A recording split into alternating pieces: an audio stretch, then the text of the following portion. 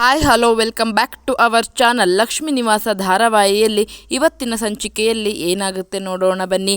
ಶುರುವಿನಲ್ಲಿ ಎಲ್ಲರೂ ಕೂಡ ಜಾಹ್ನವಿಯ ಕಾರ್ಯವನ್ನು ತುಂಬ ದುಃಖದಿಂದ ಮಾಡ್ತಾರೆ. ಜಾಹ್ನವಿ ಕಾರ್ಯ ಮುಗಿದ ನಂತರ ಎಲ್ಲರೂ ಅವರವರ ಮನೆಗೆ ತೆರಳುತ್ತಾರೆ. ಇತ್ತ ರಾತ್ರಿ ಆಗುತ್ತೆ. ರಾತ್ರಿಯಾದ ನಂತರ ಎಲ್ಲರೂ ಕೂಡ ಮಲಗಿರ್ತಾರೆ. ಆಗ ಜಾಹ್ನವಿ ಹೇಗಾದರೂ ಮಾಡಿ ನನ್ನ ಅಪ್ಪ ಅಮ್ಮನನ್ನು ನೋಡಿಕೊಂಡು ಬರಬೇಕು, ಅವರು ಯಾವ ಪರಿಸ್ಥಿತಿಯಲ್ಲಿದ್ದಾರೋ ಏನೋ, ಇವತ್ತು ಹೋಗಿ ಅಪ್ಪ ಅಮ್ಮನನ್ನು ನೋಡಿಕೊಂಡು ಮನೆಯವರನ್ನೆಲ್ಲ ನೋಡಿಕೊಂಡು ಬರಬೇಕು ಅಂತ ಹೇಳಿ ಜಾಹ್ನವಿ ಪ್ಲ್ಯಾನನ್ನು ಮಾಡಿಕೊಂಡು ನರಸಿಂಹನವರ ಫಾರ್ಮ್ ಹೌಸಿಂದ ಇತ್ತ ಜಾಹ್ನವಿ ಮನೆಗೆ ಬರ್ತಾಳೆ.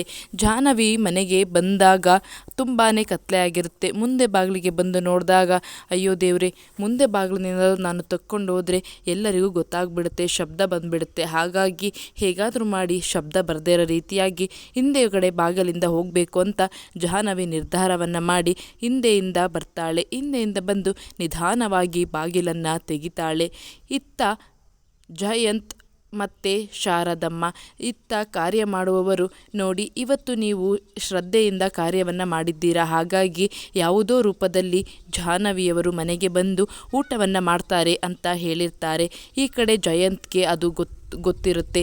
ಹಾಗಾಗಿ ಜಯಂತ್ ಮಧ್ಯರಾತ್ರಿಯಲ್ಲಿ ಎದ್ದು ಹೇಗಾದರೂ ಮಾಡಿ ಜಾಹ್ನವಿಯವರನ್ನು ನೋಡ್ಕೊಂಡು ಬರಬೇಕು ಇವತ್ತು ಅಂತ ಹೇಳಿ ಹುಚ್ಚನಂತೆ ಹೊರಟಿರ್ತಾನೆ. ಈ ಕಡೆ ಜಾಹ್ನವಿ ನಿಧಾನವಾಗಿ ಬಾಗಿಲನ್ನು ತೆಗೆದು ಒಳಗಡೆ ಹೋಗ್ತಾಳೆ.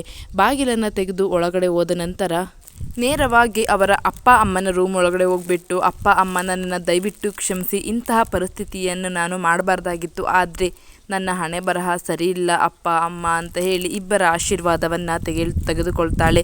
ಈ ಕಡೆ ಜಯಂತ್ ಶಾರದಮ್ಮ ಮಲಗಿರ್ತಾರೆ. ಜಯಂತ್ ಆಗ ಅಯ್ಯೋ ದೇವರೇ, ಟೈಮ್ ಆಯ್ತಲ್ಲ, ಜಾಹ್ನವಿಯವರು ಇಷ್ಟೊತ್ತಿಗೆ ಬಂದಿರ್ತಾರೆ ಅಂತ ಹುಚ್ಚನಂತೆ ಲೈಟನ್ನು ಆನ್ ಮಾಡ್ತಾನೆ. ಆಗ ಶಾರದಮ್ಮ ಸಡನ್ನಾಗಿ ಎದ್ದು ಕೂತ್ಕೊಳ್ತಾರೆ. ಏನಾಯ್ತಪ್ಪ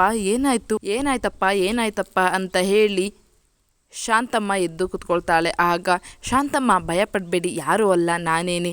ಇವತ್ತು ಕಾರ್ಯ ಮಾಡಬೇಕಾದರೆ ಸ್ವಾಮಿಗಳು ಇವತ್ತು ಯಾವುದೋ ರೂಪದಲ್ಲಿ ಜಾಹ್ನವಿಯವರು ಬರ್ತಾರೆ ಅಂತ ಹೇಳಿದರು ಅಲ್ವಾ, ಅದಕ್ಕೋಸ್ಕರ ಅವರನ್ನು ಇವತ್ತು ಹೋಗಿ ನೋಡ್ಕೊಂಡು ಬರೋಣ ಬನ್ನಿ ಶಾಂತಮ್ಮ ಅಂತ ಹೇಳಿ ಜಯಂತ್ ಶಾಂತಮ್ಮನನ್ನು ಕರೀತಾನೆ. ಆಗ ಶಾಂತಮ್ಮನಿಗೆ ಇದೇನಿದು ಹುಚ್ಚು ಅಂತ ಅಂದ್ಕೊಂಡು ಮನಸ್ಸಲ್ಲೇನೆ, ಅಯ್ಯೋ ಜಾಹ್ನವಿಯವರು ಯಾವುದೋ ರೂಪದಲ್ಲಿ ಬಂದು ಎಡೆಯನ್ನು ಸ್ವೀಕರಿಸ್ತಾರೆ ಅಂತ ಹೇಳಿದರು, ಜಾಹ್ನವಿಯವರೇ ಬರ್ತಾರೆ ಅಂತ ಹೇಳಿಲ್ಲಪ್ಪ ಅಂತ ಜಯಂತ್ಗೆ ಹೇಳ್ತಾರೆ. ಅಯ್ಯೋ ಆ ಥರ ಎಲ್ಲ ಹೇಳಬೇಡಿ, ಅವ್ರು ಬರ್ತಾರೆ, ನಾನು ಈಗ ಹೋಗ್ತಾ ಇದ್ದೀನಿ, ಟೈಮ್ ಆಗಿಬಿಡುತ್ತೆ ಬನ್ನಿ ಅಂತ ಕರೀತಾನೆ. ಆಗ ಶಾಂತಮ್ಮ, ಅಯ್ಯೋ ನಾನು ಯಾಕಪ್ಪ, ನೀನು ಹೋಗ್ಬಿಟ್ಟು ಬಾ, ನಾನು ಇಲ್ಲೇ ಇರ್ತೀನಿ, ನೀನು ಆರಾಮಾಗಿ ಹೋಗ್ಬಿಟ್ಟು ಬಾ ಅಂತ ಇತ್ತ ಶಾಂತಮ್ಮ ಜಯಂತ್ಗೆ ಹೇಳ್ತಾರೆ. ಆಗ ಜಯಂತ್, ಅಯ್ಯೋ ನೀವು ಅವ್ರನ್ನ ನೋಡೇ ಇಲ್ವಲ್ಲ, ನಿಮ್ಮನ್ನು ಅವ್ರಿಗೆ ಪರಿಚಯ ಮಾಡಿಸ್ತೀನಿ, ದಯವಿಟ್ಟು ಬನ್ನಿ ಶಾಂತಮ್ಮ ಅಂತ ಹೇಳ್ತಾರೆ. ಆಗ ಸರಿ ಆಯ್ತಪ್ಪ ಇರು ಅಂತ ಹೇಳಿ ಶಾಂತಮ್ಮ ಜಯಂತ್ ಜೊತೆ ಲಕ್ಷ್ಮೀ ನಿವಾಸ ಅಂದರೆ ಲಕ್ಷ್ಮಿ ಮನೆಗೆ ಹೊರಡ್ತಾರೆ. ಈ ಕಡೆ ಜಾಹ್ನವಿ ಅಪ್ಪ ಅಮ್ಮನನ್ನು ನೋಡಿಕೊಂಡು ತುಂಬ ದುಃಖದಿಂದ,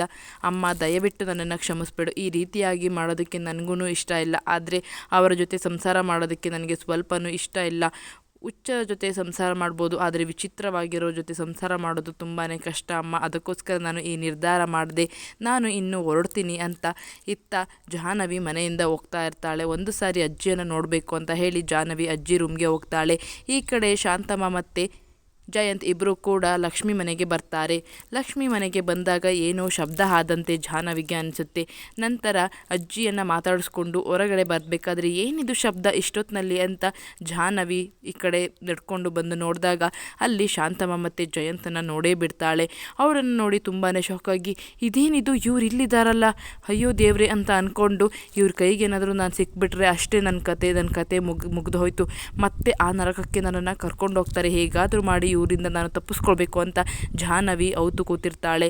ಅಲ್ಲೇ ಇದ್ದಂತಹ ಜಯಂತ್ ಮತ್ತು ಶಾಂತಮ್ಮ ಇಬ್ಬರು ಕೂಡ, ಬನ್ನಿ ಶಾಂತಮ್ಮ ಬನ್ನಿ, ಜಾಹ್ನವಿಯವರು ಇಲ್ಲೇ ಎಲ್ಲೋ ಇರ್ತಾರೆ ಬನ್ನಿ ಅಂತ ಹೇಳಿ ಶಾಂತಮ್ಮನನ್ನು ಜಯಂತ್ ಕರ್ಕೊಂಡು ಬರ್ತಾನೆ. ನಂತರ ಒಳಗಡೆ ಬರ್ತಾರೆ. ಒಳಗಡೆ ಬಂದು ಕಾಲಿಂಗ್ ಬೆಲ್ಲನ್ನು ಮಾಡ್ತಾರೆ. ಆಗ ಇದ್ಯಾರಿದು ಇಷ್ಟೊತ್ತಿನಲ್ಲಿ ಅಂತ ಹೇಳಿ ಲಕ್ಷ್ಮಿ ಮತ್ತು ಶ್ರೀನಿವಾಸ್ ಇಬ್ಬರು ಕೂಡ ಎದ್ದು ಬರ್ತಾರೆ. ಲಕ್ಷ್ಮಿ, ಎದ್ದೇಳಿ ಯಾರೋ ಬಂದಿದ್ದಾರೆ ಅಂತ ಹೇಳ್ತಾರೆ. ಆಗ ಹೊರಗಡೆ ಬಂದು ನೋಡಿದಾಗ ಅದು ಜಯಂತ್ ಆಗಿರುತ್ತೆ. ಇತ್ತ ಜಾಹ್ನವಿ ಅಲ್ಲೇನೆ ಬಚ್ಚಿಟ್ಕೊಂಡಿರ್ತಾಳೆ. ಜಾಹ್ನವಿ ಬಚ್ಚಿಟ್ಕೊಂಡಿರೋದು ಯಾರಿಗೂ ಕೂಡ ಗೊತ್ತಿರೋದಿಲ್ಲ. ಹಾಗೇನೆ ಜಯಂತನ್ನು ಯಾರು ಬಂದಿರೋದು ಅಂತ ಬಾಗಿಲು ತೆಗೆದಾಗ ಅಲ್ಲಿ ಜಯಂತ್ ಬಂದಿರ್ತಾರೆ. ಜಯಂತ್ ಬಂದಿರೋದನ್ನು ನೋಡಿ ಲಕ್ಷ್ಮಿ ಮತ್ತು ಶ್ರೀನಿವಾಸ್ ಇಬ್ಬರು ಕೂಡ ಆತಂಕದಿಂದ ಏನಾಯಿತು ಅಳಿಯಂದ್ರೆ, ಯಾಕೆ ಇಷ್ಟೊತ್ತಿನಲ್ಲಿ ಬಂದಿದ್ದೀರಾ ಅಂತ ಕೇಳಿದಾಗ, ಏನೂ ಇಲ್ಲ ಅತ್ತೆ, ಇವತ್ತು ಪುರೋಹಿತರು ಕಾರ್ಯವನ್ನು ಮಾಡುವಾಗ ಯಾವುದಾದರೂ ರೂಪದಲ್ಲಿ ಜಾಹ್ನವಿಯವರು ಬರ್ತಾರೆ ಅಂತ ಹೇಳಿದರು, ಹಾಗಾಗಿ ನೋಡ್ಕೊಂಡು ಹೋಗೋಣ ಅಂತ ಬಂದ್ವಿ ಅಂತ ಇತ್ತ ಜಯಂತ್ ಹೇಳ್ತಾರೆ. ಜಯಂತ್ ಹೇಳಿದ ಮಾತುಗಳನ್ನು ಕೇಳಿ ಲಕ್ಷ್ಮಿಗೆ ಕರಳು ಚಿರುಕನತ್ತೆ. ಅಯ್ಯೋ ಅಳಿಯಂದ್ರೆ, ಅವರು ಹೇಳಿದ್ದು ಯಾವುದೋ ರೂಪದಲ್ಲಿ ಬಂದು ಎಡೆಯನ್ನು ಸ್ವೀಕರಿಸ್ತಾರೆ ಅಂತ. ಬನ್ನಿ ಬನ್ನಿ ಒಳಗಡೆ ಬನ್ನಿ ಅಂತ ಹೇಳಿ ಲಕ್ಷ್ಮಿ ಜಯಂತನ ಕರ್ಕೊಂಡು ಒಳಗಡೆ ಬರ್ತಾರೆ. ಈ ಕಡೆ ಜಾಹ್ನವಿ ಅದೆಲ್ಲನೂ ನೋಡ್ತಾ ಇರ್ತಾಳೆ. ಜಾಹ್ನವಿ ಅಯ್ಯೋ ದೇವ್ರಿ, ಹೇಗಾದರೂ ಮಾಡಿ ಹೋಗೋಣ ಅನ್ನೋಷ್ಟರಲ್ಲಿ ಇವರೆಲ್ಲ ಬಂದುಬಿಟ್ರಲ್ಲ, ಈಗ ನಾನು ಹೇಗೆ ತಪ್ಪಿಸ್ಕೊಳ್ಳಿ ಅಂತ ಹೇಳಿ ಇತ್ತ ಜಾಹ್ನವಿ ಯೋಚನೆಯನ್ನು ಮಾಡಿಕೊಂಡು ಅಲ್ಲೇನೆ ಕೂತಿರ್ತಾಳೆ. ಮನೆಯವರೆಲ್ಲ ಎದ್ದು ಬರ್ತಾರೆ. ಅಲ್ಲೇನೆ ಜಾಹ್ನವಿ ಕೂಡ ಅವತ್ತು ಕೂತಿರ್ತಾಳೆ. ಹೇಗಾದರೂ ಮಾಡಿ ಜಾಹ್ನವಿ ಈ ಮನೆಯಿಂದ ಹೋಗಬೇಕು, ಈಗ ಇವ್ರ ಕೈಗೆ ಸಿಗಾಕೋಬಾರ್ದು ಅಂತ ಯೋಚನೆಯನ್ನು ಮಾಡ್ತಿರ್ತಾಳೆ. ಆಗ ಜಯಂತ್, ಜಾಹ್ನವಿಯವರು ಯಾವುದೋ ರೂಪದಲ್ಲಿ ಬರ್ತಾರೆ ಅಂತ ಪುರೋಹಿತರು ಹೇಳಿದ್ರಲ್ಲ, ಹಾಗಾಗಿ ನೋಡ್ಕೊಂಡು ಹೋಗೋಣ ಅಂತ ಬಂದೆ ಅತ್ತೆ ಅಂತ ಜಯಂತ್ ಅಳ್ತಾ ಇರ್ತಾರೆ. ಆಗ ಜಾಹ್ನವಿ ಅದನ್ನು ನೋಡ್ತಾಳೆ. ಜಾಹ್ನವಿ ನೋಡಿ, ಮಾಡೋದೆಲ್ಲ ಮಾಡಿ ಈಗ ಈ ರೀತಿಯಾಗಿ ದುಃಖ ಪಡ್ತಿದ್ದೀರಾ, ತಪ್ಪು ಮಾಡೋದಕ್ಕಿಂತ ಮುಂಚೆನೇ ಯೋಚನೆ ಮಾಡಬೇಕಿತ್ತು ನೀವು ಅಂತ ಮನಸ್ಸಿನಲ್ಲಿ ಅಂದ್ಕೊಂಡು ಸುಮ್ಮನೆ ಕೂತಿರ್ತಾಳೆ. ಜಯಂತ್ ಏನೇ ಹೋಗಿದ್ರು ಕೂಡ ಜಾಹ್ನವಿ ಹೊರಗಡೆ ಬರೋ ನಿರ್ಧಾರವನ್ನು ಮಾಡೋದೇ ಇಲ್ಲ. ಆಗ ಲಕ್ಷ್ಮಿ ಮತ್ತು ಶ್ರೀನಿವಾಸ್ ಇಬ್ಬರು ಕೂಡ ಸಮಾಧಾನ ಮಾಡಿ, ನೋಡಿ ಅಳಿಯಂದ್ರೆ, ಸಮಾಧಾನ ಮಾಡ್ಕೊಳ್ಳಿ, ಏನು ಚಿಂತೆ ಮಾಡಬೇಡಿ, ಏನನ್ನು ಯೋಚನೆ ಮಾಡಬೇಡಿ, ಆರಾಮಾಗಿ ಇರಿ, ಇನ್ನೇನು ಮಾಡೋದಕ್ಕೆ ಸಾಧ್ಯ ಇಲ್ಲ ನಮ್ಮ ಕೈಲಿ ಅಂತ ಲಕ್ಷ್ಮಿ ಮತ್ತು ಶ್ರೀನಿವಾಸ್ ಇಬ್ಬರು ಕೂಡ ಜಯಂತನ್ನು ಸಮಾಧಾನ ಮಾಡಿ ಅಳ್ತಾ ಇರ್ತಾರೆ. ಆಗ ಅದನ್ನು ನೋಡಿ ಜಾಹ್ನವಿಗೆ ತುಂಬಾ ಬೇಜಾರಾಗುತ್ತೆ. ಅಯ್ಯೋ, ನನ್ನಿಂದ ಅಪ್ಪ ಅಮ್ಮ ಎಷ್ಟು ನೋವನ್ನು ಪಡ್ತಾ ಇದ್ದಾರೆ ಅಂತ ಮನಸ್ಸಲ್ಲಿ ಜಾಹ್ನವಿ ಯೋಚನೆಯನ್ನು ಮಾಡ್ತಾ ಇರ್ತಾಳೆ. ಈ ಕಡೆ ಹೇಗಾದರೂ ಮಾಡಿ ತಪ್ಪಿಸ್ಕೊಳ್ಬೇಕು ಅಂತ ಜಾಹ್ನವಿ ಹೋಗ್ತಾ ಇರ್ತಾಳೆ. ಆಗ ಎಲ್ಲರೂ ಕೂಡ ಅಳಿಯಂದ್ರೆ, ನೀವು ಹೇಗೋ ಇಲ್ಲೇ ಬಂದಿದ್ದೀರಾ, ಇಲ್ಲೇ ಮಲ್ಕೊಳ್ಳಿ ಅಂತ ಲಕ್ಷ್ಮಿ ಮತ್ತು ಶ್ರೀನಿವಾಸ್ ಇಬ್ಬರು ಕೂಡ ಜಯಂತನ ಸಮಾಧಾನ ಮಾಡಿ ಅಲ್ಲೇನೆ ಮಲಗಿಸ್ತಾ ಇರ್ತಾರೆ. ಸದ್ಯ ಎಲ್ಲರೂ ಮಲ್ಕೊಂಡ್ರು, ಈಗ ಹೋಗ್ಬಿಡೋಣ ಅಂತ ಹೋಗ್ತಾ ಇರ್ತಾಳೆ ಜಾಹ್ನವಿ. ಅಲ್ಲೇ ಶಬ್ದ ಆಗಿಬಿಡುತ್ತೆ. ಆಗ ಜಯಂತ್ ಎದ್ದು ನೋಡಿದಾಗ ಅಲ್ಲಿ ಜಾಹ್ನವಿ ಅಲ್ಲಿಂದ ಓಡೋಗ್ತಾಳೆ. ಜಾಹ್ನವಿ, ಯಾರಿದು ಓಡೋಗ್ತಾ ಇರೋದು ಅಂತ ಜಯಂತ್ಗೆ ಗಾಬರಿಯಾಗಿ ಜಾಹ್ನವಿ ಹಿಂದೆಯೇ ಓಡಿ ಹೋಗ್ತಾನೆ. ಇದಿಷ್ಟು ಜಯಂತ್ ಮತ್ತು ಜಾಹ್ನವಿ ಕಥೆ. ಆದರೆ ಈ ಕಡೆ ಮರಿಗೌಡ ಕಳಿಸಿದಂತಹ ಸರೆಂಡರ್ ಆದಂತಹ ವ್ಯಕ್ತಿ ವೆಂಕಿನೇ ಅಂತ ಜವರೇಗೌಡರಿಗೆ ಪೊಲೀಸ್ ಬಂದು ಹೇಳೇ ಬಿಡ್ತಾರೆ.